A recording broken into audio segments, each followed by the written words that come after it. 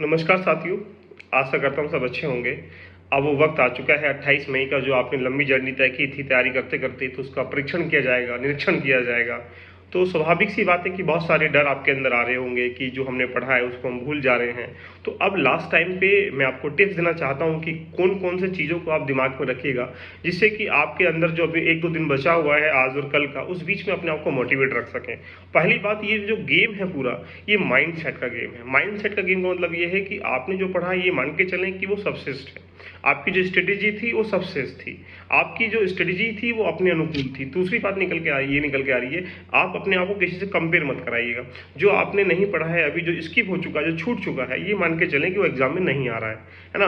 तो पहले अपने आपके माइंड को पॉजिटिव रखिएगा। निगेटिव रखेंगे तो ऑटोमेटिकली जो आपने रख रखा होगा दिमाग में, जो आपने पढ़ा होगा, जो आपने स्टोर किया होगा, वो भी भूल जाओगे। स्वाभाविक सी बात है। लेकिन माइंड को पॉजिटिव रखना है। उसके लिए जो निगेटिव चीज़ें आपको कहीं ना कहीं बैलेंस कर रही हैं, निगेटिव आपको लेके तरफ जा रही हैं, सोशल मीडिया हो या कोई व्यक्ति हो, कोई समाज का कोई ऐसी क्रियाएं हो, उनसे आप दूर हो जाइएगा। दूसरी बात, हर कोई विद्यार्थी की जहन में एक वर्ड चल रहा होगा, सर जो हमने पढ़ा है वो हम उसे भूल जा रहे हैं, हमें रिकॉल नहीं कर पा रहे, रिमाइंड नहीं कर पा रहे। स्वाभाविक सी बात है, आपने पढ़ाई की है तो भूलना भी बनता है। जिन्होंने पढ़ाई नहीं करता वो कैसे करेगा।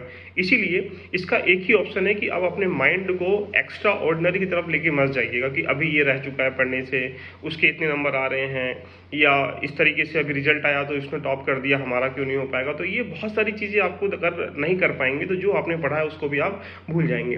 तीसरी बात निकल के यहाँ से आती है कि अब बचे हुए समय में क्या करें। तो अब क्या कर सकते हैं, सोचो, आप ही सोचिए क्या कर सकते हैं। आप कोई नया किताब तो नहीं पढ़ सकते, नए कोई नोट्स तो नहीं पढ़ सकते। बहुत सारे मोस्ट प्रोबेबल ऐसे लोग लेकर आएंगे यूट्यूब पे, सोशल मीडिया पे, या फिर किताबों के माध्यम से कि भाई ये क्वेश्चन इंपॉर्टेंट है। यूपीएससी के लिए कोई भी क्वेश्चन इंपॉर्टेंट नहीं होता, ध्यान रखिए। पहली बात मैं आपको बता दूं, इतना हो सकता है कि हाँ, आप क्या कर सकते हो, आप सिर्फ और सिर्फ आप 4 से 5 साल के कोशिश कर लीजिएगा तो पीवाई को लगा लीजिएगा। सी सेट के कुछ एक दो मॉक लगा लीजिए, जो आपने पढ़े हैं उनको लगा लीजिएगा। साथ में जो आपने नोट्स बनाए उनको रिवीजन कर लीजिएगा। इतना ही काम कर सकते हो, इतना ही करिएगा।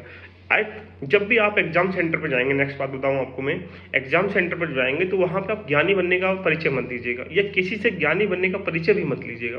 तो वहां पे एग्जाम सेंटर से बाहर जाते समय पहली बात तो ये है कि आप सही समय पहुंच जाइए, क्योंकि हड़बड़ाहट अगर होगी तो आप टाइमिंग लगेगा तो आपके माइंड में क्या होगा, एकदम से प्रेशर आ जाएगा, और माइंड में प्रेशर होने की वजह से क्या होगा, एग्जाम में सही से नहीं कर पाओगे। इसलिए एग्जाम सेंटर पर बहुत समय से पहुंचिएगा, नहीं आधा घंटा पहले तो कम से कम पहुंच ही जाइएगा।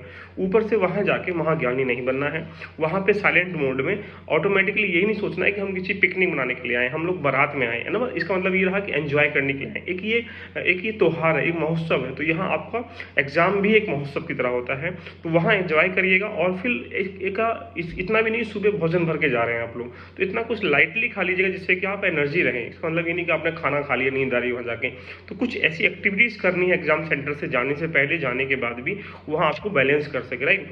उसके बाद प्रश्न बन जाता है कि आपको अटेम्प्ट कितने करने। देखिएगा, छोटी सी बात है, अभी हाल ही में 2022 की कट ऑफ भी आ चुकी है। 88.22 क्या है, उसकी मेरिट गया है लास्ट में, है ना। तो आप सोचिएगा, ये हम कह सकते हैं कि 45 क्वेश्चन सही होने चाहिए। अब कोई विद्यार्थी अगर ये बोल रहा है कि भैया जाऊंगा 50 क्वेश्चन सही करूंगा, चला आऊंगा, तो इससे बड़ा कोई मूर्ख व्यक्ति नहीं संसार में, राइट। इसका मतलब ये है कि अगर आप यहाँ पे 65 से ऊपर 70 या 75 80 प्रश्न कर पाते हैं, तो अगर 60 प्रश्न सही होते हैं और 20 रॉन्ग होते हैं तो वो चीज़ें बैलेंस हो जाएंगी। या आपके 55 सही होते हैं, तो अगर उसके बाद आप 60 करते हैं, या 65 कर 10 क्वेश्चन रॉन्ग होते हैं, तो वो चीज़ें बैलेंस हो जाएंगी। तो डिपेंड करता है कि आपकी एक्यूरेसी कितनी है। लेकिन सामान्यतः ये हम कह सकते हैं कि 70 क्वेश्चन के अराउंड आपको सही करना ही पड़ेगा। 70 क्वेश्चन के अराउंड आपको अटेम्प्ट करना पड़ेगा, जिससे कि रॉन्ग और राइट होकर आपस में क्या हो जाए, 50 से ऊपर बैलेंस हो जाएंगे। मेरिट ये डेफिनेटली है, इस बार भी 50 से नीचे ही जाएगी। दूसरी बात, आपके पास होता है, जब हम जीएस फर्स्ट पेपर दे देते हैं 9:30 11:30 के बीच में, तो हम बड़े महाज्ञानी बन जाते हैं। इस यूट्यूब को हम छान मारते हैं, इसकी आंसर की ढूंढना स्टार्टिंग कर लेते हैं, एग्जाम सेंटर के हम बाहर जो है डिस्कशन करना स्टार्टिंग कर लेते हैं। तो कभी कभी क्या होता है कि अगर हमें लगता है कि हमारा जीएस फर्स्ट हो भी रहा होता है, तो इस डाइवर्सन में ये प्रश्न सही है, ये प्रश्न रॉन्ग है, तो हम सीसेट को कहीं ना कहीं डूबा बैठते हैं। तो इसलिए आपको कहीं ना कहीं सीसेट की भी राइट अप्रोच रखनी है। इसका मतलब ये है कि एग्जाम सेंटर जब एग्जाम हो जाए पहले वाला, तो सेकेंड के बीच में जो गैप होता है उस गैप में आप अपने जो आपने पेपर दिया उसको बिल्कुल भी चेक मत करिएगा, कोई सोशल मीडिया मत देखिएगा, कोई यूट्यूब मत देखिएगा इसकी आंसर की कैसे क्या है। बस आप थोड़ा सा रिलैक्स ले लीजिएगा, आराम लीजिएगा, थोड़ा खाइएगा पीजिएगा, उस बीच में एंजॉय करिए, गाने सुन लीजिएगा, जो चाहते थोड़े बहुत तो अपने नोट्स बनाए हैं तो उनको रिवाइज भी कर सकते हैं, बट पेपर को बेहतर तरीके से रखना लास्ट में करना चाहिए, मेरा मानना है। दूसरी बात, बहुत सारे बच्चे ये बोलते हैं कि सर नींद अच्छी लेनी चाहिए। अरे यार, एक दिन में अगर तुम नींद नहीं लोगे तो क्या हो जाएगा, नेक्स्ट डे आके सो जाओगे। तो मैं आपसे यही कह रहा हूँ कि नींद प्रॉपर ले ना ले, लेकिन माइंड को प्रॉपर बिल्कुल क्या कर रखना है, एक्टिव रखना है।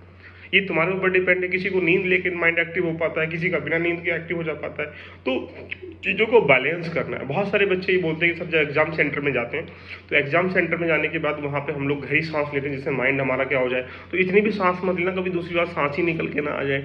इसीलिए क्या करना, क्या जब आपको यहाँ पे पेपर मिल जाएगा तो 10-15 मिनट पहले पेपर मिल जाता है, तो उस पेपर कोशिश करिएगा माइंड को एक्टिव करने के लिए, माइंड को चलाने के लिए कुछ ऐसी एक्टिविटीज़ वो कर सकते हो। पेपर के पीछे आप मैप बना लीजिएगा इंडिया का, इससे क्या होगा, छोटा मैप बनाएंगे तो दिमाग क्या हो जाएगा, रन करना स्टार्टिंग कर जाएगा। तो इसलिए कुछ ऐसी एक्टिविटीज़ करनी है आपको जिससे कि माइंड क्या हो जाए, एक्टिव हो जाए।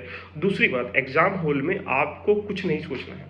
उस 2 घंटे में आपका माइंड जितना शून्य रहेगा, एक्टिविटीज़ अदर एक्टिविटीज़ नहीं चलेंगी, उसमें अदर क्रियाएं नहीं होंगी कि हम गरीब हैं, हमारा ये होगा, फला व्यक्ति कौन कह रहा है, समाज ये कह रहा है। अगर ये नहीं चलेंगी तो तुम्हारे दिमाग में वही चलेगा जो आपने भर रखा होगा।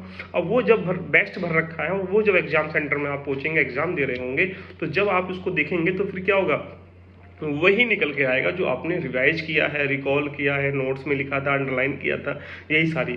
तो दोस्तों, मैं आपसे चाहता हूं कि सभी लोग जो भी यूपीएससी का एग्जाम देने के लिए जा रहे हैं 28 मई को, अपने आप को बिल्कुल ऐसे लेके जाइए जैसे ध्यान रखना आप युद्ध करने के लिए जा रहे हैं। युद्ध का मतलब पूरी तैयारी के साथ अस्त्र शस्त्र लेके जा रहे हैं अब, लेकिन कोई भी कमी छोड़ के नहीं आनी है। और कोशिश ये करनी कि अगर आपने 30-40 क्वेश्चन सही कर लिए पहले स्टेप में, तो ये मान के चलो कि तुम दुनिया की कोई ताकत तुम प्रीलिम्स क्वालिफाई करने से नहीं रोक सकते। क्यों? सेकेंड कंडीशन में एलिमिनेट का मेथड लगाना। एलिमिनेट एक ऐसी टेक्निक है जहाँ पे 10 से 15% जो है ऑटोमेटिकली सही जाते हैं। तो वहाँ पे सारी चीज़ों को, यहाँ पे कहते हैं ना हमारी आंखें 4 होती हैं, 2 पीछे 2 साइड में, ऐसे करके 6 भी कह देते हैं। तो तुम्हें अपनी माइंड की जो जितनी भी आंखें हैं सबको खोल देना, नक्षत्र। बस ये नहीं सोचना है कि भगवान है ये भी नहीं, पृथ्वी पे कोई संसार में है ये नहीं है। बस ये सोचना है कि 2 घंटे हमारे सामने ये एग्जाम है, यही भगवान है, यही माता, यही पिता, यही बहन, यही सब कुछ है। आपको सिर्फ उसको देखना है, बाकी कुछ नहीं देखना है। बाकी सब कुछ चलता रहेगा, बस एग्जाम जो है टाइम पे होते रहेंगे, ध्यान रखना। इसीलिए मैं कहता हूँ आपसे कि जो आपकी जो दृढ़ संकल्प है, जो इच्छा है कि आपको आईएएस बनना, लवासा जाना है, वो यात्रा आपकी पूरी हो। इसी शुभकामनाओं के साथ आपको मैं बहुत बहुत बधाई देता हूँ।